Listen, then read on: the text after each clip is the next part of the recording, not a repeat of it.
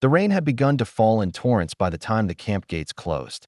The low hum of military trucks echoed through the narrow streets of the American-run POW camp near the small town of Augsburg, southern Germany, as the 1945 sun dipped behind the storm clouds.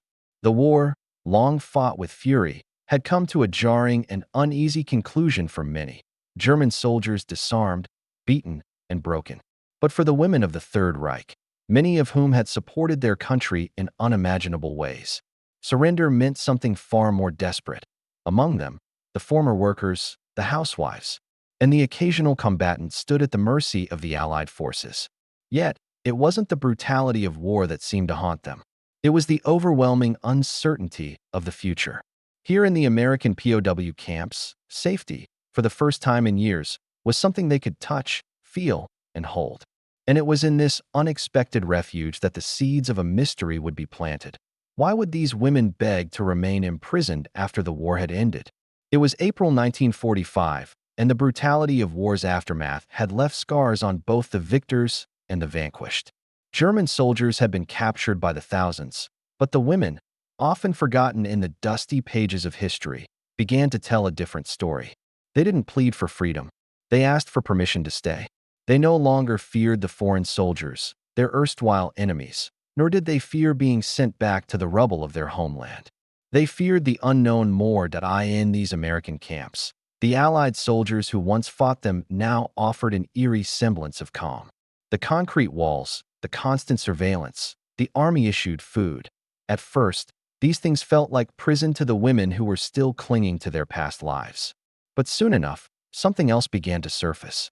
There was a sense of order in the camps, a routine that promised survival amid chaos, and an unspoken security that Germany, now reduced to ash and dust, could not provide. As the months stretched into the summer of 1945, their numbers swelled. Women from all walks of life arrived at the POW camps, some having served as secretaries, others as nurses, and a few even as members of the infamous Volkssturm, the ill-fated German militia of desperate men and women. As the horrors of war slowly faded into the background, the women found themselves caught between worlds. The Allies were no longer the enemy, and the wounds of the past were buried deep beneath the surface. Yet, there was no real home to return to, at least, not one that would recognize them. In the German homeland, their roles in the Nazi regime were not forgotten. They were seen as complicit, even if they had been mere bystanders or workers behind the scenes. The question then lingered in the cold, stark barracks. What drove these women to beg for a life in captivity? Was it the mental anguish of a world that had collapsed in on them? Or was it the simple, stark reality that the unknown horrors of post-war Germany, rape, famine, and destruction, were more unbearable than the secure but restrictive life in the Allied camps? As the smoke of war cleared over the shattered streets of Berlin and Munich, the women's faces, many of them still young and desperate, reflected a growing sense of dread. They were offered the option to return to their homeland, an option many chose, but not without hesitation. The choice to stay behind, however, was one that stirred a deeper emotion, an instinctual cry for survival. A survival not of their own making, but one created by the environment that had been thrust upon them by the war and the actions of the Third Reich. Those who remained behind in the camps were given food, shelter, and a semblance of order, though their freedom was as tight as the wire fences surrounding them. They were essentially prisoners of circumstance, trapped not by the menacing bars of a jail cell, but by their past, their history, and the haunting, broken future that awaited them in the war-torn remnants of Germany. The answer to their quiet desperation wasn't just about safety. It was about something more profound. In the American camps, there were no reminders of their roles in the war, no society clamoring for them to atone for the crimes of the Nazi regime. In their new home, a place that could never truly be their own, the women found a degree of peace, an unfamiliar peace built on the harsh realities of war, but also a peace they were terrified to lose. The situation grew even more perplexing as American officers, witnessing the strange quiet of these women's requests, began to wonder, was this the same longing that haunted all prisoners? Or was there something specific about the German women that set them apart? What was it about these women that made them prefer captivity over returning to the ruins of their once proud nation? What, exactly, had they experienced in the war, in the camps, that turned a world of chaos into one of reluctant but necessary peace? These questions led to a quiet reckoning for both the women and the American officers who observed them.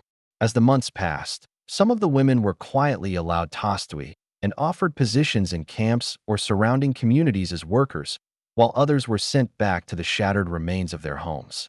Yet, the story of those who begged to stay remained unresolved.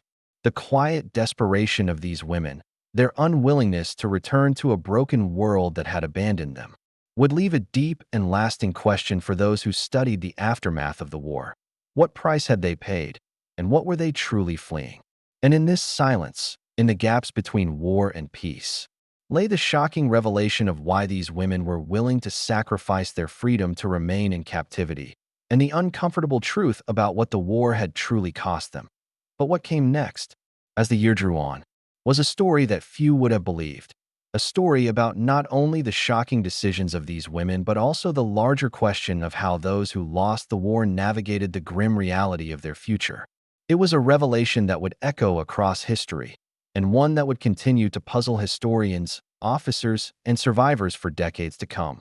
The truth, hidden in plain sight, would soon be exposed. But for now, the mystery of why these women begged to stay remained unsolved, waiting to be unearthed by those who dared to ask. What truly happened behind the barbed wire? The German women who had begged to stay in the American camps were not simply asking for shelter. They were asking for something far more profound, a place to rebuild, or perhaps a place to vanish. As the war had raged on, the roles they had played in the Third Reich had placed them on the fringes of history, often as bystanders, sometimes as complicit workers, but rarely as active participants. The American military, understanding the significance of these women's requests, began to take a closer look at the reality of their situation. What had driven these women to abandon their homes, their families, and, in many cases, their own futures? At first, the American authorities had presumed these women would be eager to return to their homeland, to reunite with husbands, fathers, and brothers, to rebuild their lives from the ashes of their once proud nation. However, as the weeks passed and the choices became clearer, the true nature of their predicament began to emerge.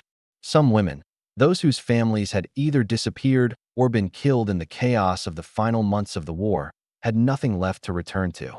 Their homes had been bombed, their cities razed.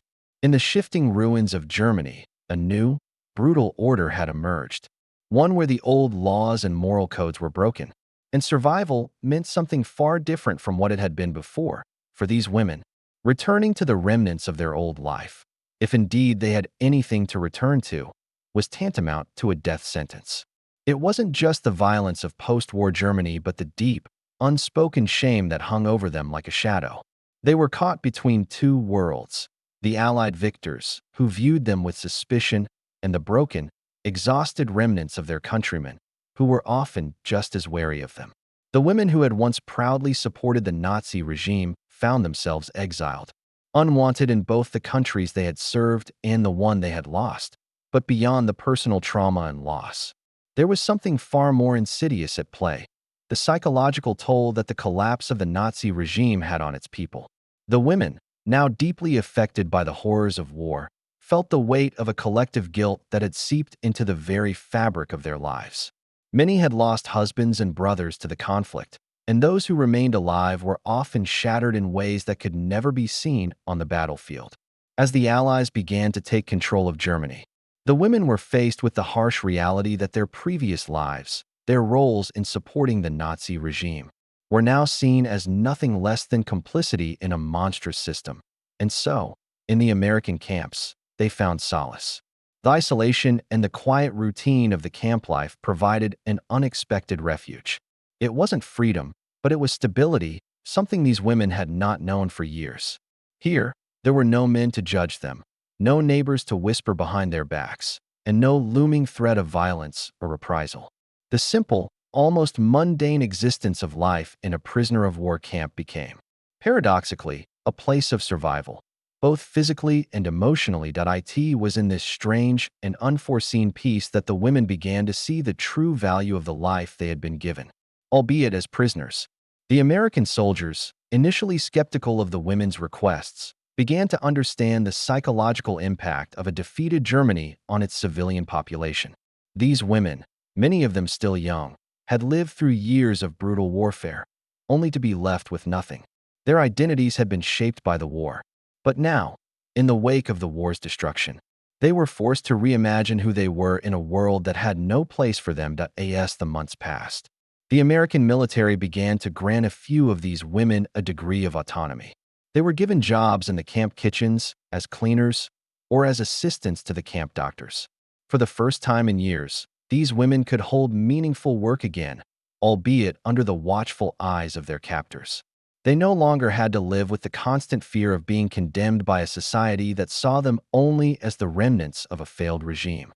The women who had begged to stay were now allowed to live, to work, and to exist without the crushing weight of their past. But for all the peace they had found, there was still the question of their future. What would happen to them once the camps were closed? Once the American military withdrew, and Germany began its slow crawl toward recovery?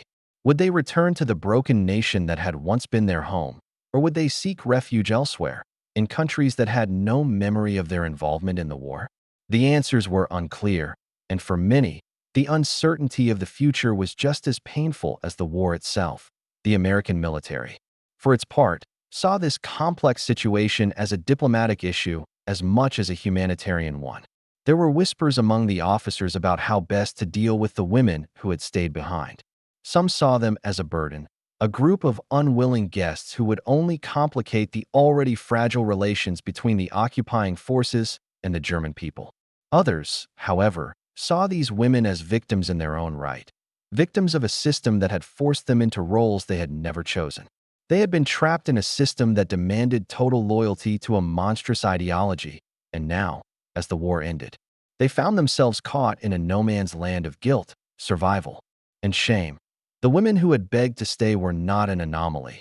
They were a reflection of the wider German experience after the war. They represented the confusion, the moral complexity, and the emotional scars left by the war's aftermath. As the Allied forces began to dismantle the remnants of the Third Reich, the true scale of the psychological trauma, both for the German civilians and the soldiers who had fought, began to unfold. The women's requests to stay behind were just a small part of a larger narrative. A narrative that had been buried in the rubble of war, waiting to be uncovered. And so, as the sun set on the first years of peace in Europe, the women who had chosen to stay in the camps remained in their quiet sanctuary, wondering what the future would hold. The decision to remain was not one of surrender, but of survival, an attempt to hold on to something, anything, that resembled the normalcy they had lost. But as the cold winds of post-war Europe swept across the land, they could only wait to see what kind of future would emerge from the ashes of their past. The mystery of why these women had begged to stay was far from over. The answer, hidden in the complexities of their shattered lives, would continue to reverberate throughout history. But for now, the women waited, trapped in a world that had forgotten them, yet unwilling to let them go. As the months passed, the women who had chosen to stay behind in the American POW camps began to settle into a routine that, while far from ideal, offered a strange sense of stability. The camp had become a sanctuary, a place where survival was possible, not by the laws of their homeland, but by the mercy of their captors. Yet, even in this temporary peace, there was an unspoken awareness that the comfort they had come to depend on could vanish at any moment. The looming question remained: what happened next? What would the future hold for these women once the American forces withdrew, once the camps were no longer necessary? For many of the women, the camp had come to symbolize their last refuge from the chaos that had consumed their lives. The Allied soldiers had, in some cases, shown a surprising degree of compassion toward their captives, but they were still soldiers of a foreign nation, and their presence was always temporary. The women, many of them survivors of unimaginable trauma, had no illusions about the fleeting nature of their safety. They knew that once the war was truly over, they would have to face the harsh realities of post-war Germany, where their roles in the Nazi regime would forever define them. The fear of retribution, of being branded as collaborators, loomed large in their minds. But the psychological toll of the war was more complicated than simple guilt or shame.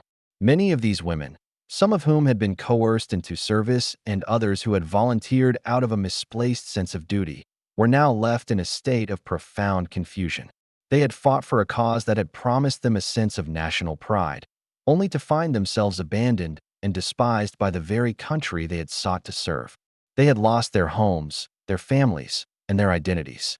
And now, they were living in limbo, neither fully free nor completely imprisoned. The Allies, too, found themselves struggling with the moral complexities of dealing with these women. Some officers viewed them with suspicion, questioning their motives for wanting to remain in captivity. Others, more compassionate, recognized that these women were not the enemy. They were victims of a regime that had forced them into roles they had never asked for. But for all their compassion, the question of what to do with them was not easily resolved.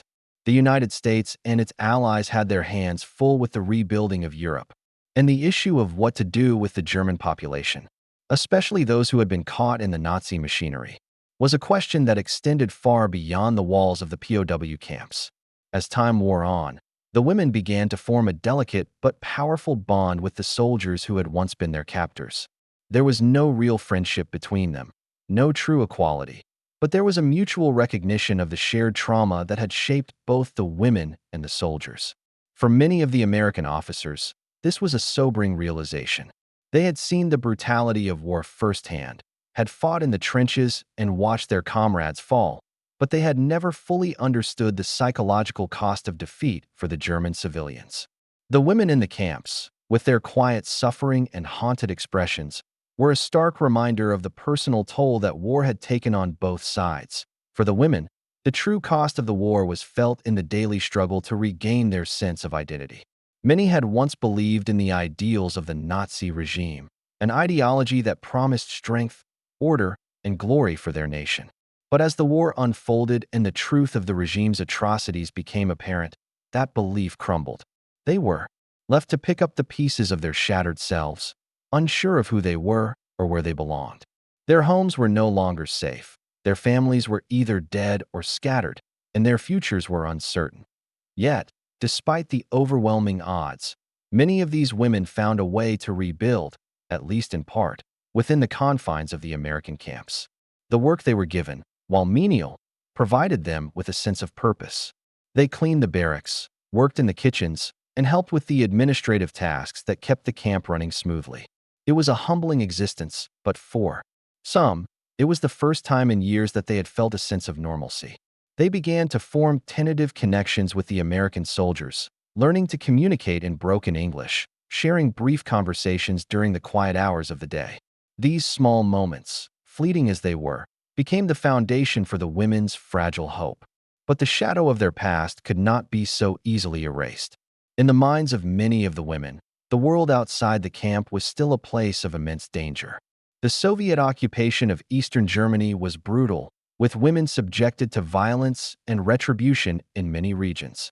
The Americans, despite their relatively soft treatment of the German civilians, were no guarantee of safety. The women had learned this lesson the hard way, as the post-war world had shown them no mercy. To them, the camp was not just a place of imprisonment. It was a sanctuary, a temporary escape from the violence and hatred that awaited them beyond its walls. As the years passed and the American forces began to withdraw from Germany, the fate of these women grew even more uncertain. Many were sent back to the Soviet-occupied zones or the ruins of their former homes. Some found new lives in displaced persons camps, while others were quietly absorbed into German society, their pasts forever lurking in the shadows. For those who had begged to stay, the future was a mix of hope and despair. Hope that they could rebuild their lives, but despair at the knowledge that the scars of war would never fully heal. The women who had stayed in the American camps were not alone in their post-war struggles. The entire German population, now forced to reckon with the horrors of their past, would face a long, painful process of reconciliation and rebuilding. For the women, however, their journey was uniquely complicated by their roles in the Nazi regime. The question of whether they could ever truly escape the past, or if they would forever be defined by it, remained an open wound. The American military, having provided the women with a brief reprieve from the chaos of post-war Europe, left behind a complex legacy. The camps had been places of shelter, but they had also been places of isolation, both physical and psychological. The women who had begged to stay had been trapped by their pasts, but they had also found a measure of peace in the uncertainty of their future. As the war receded into history, the questions of what had truly happened in those camps and why these women had begged to remain would remain unanswered for many years. The story of these women is one of survival, of resilience in the face of unimaginable loss and guilt. It is a story of a group of women caught between the collapse of an empire and the fragile promise of a new world. And it is a story that serves as a reminder that the human cost of war extends far beyond the battlefield, reaching deep into the hearts of those who are left to pick up the pieces.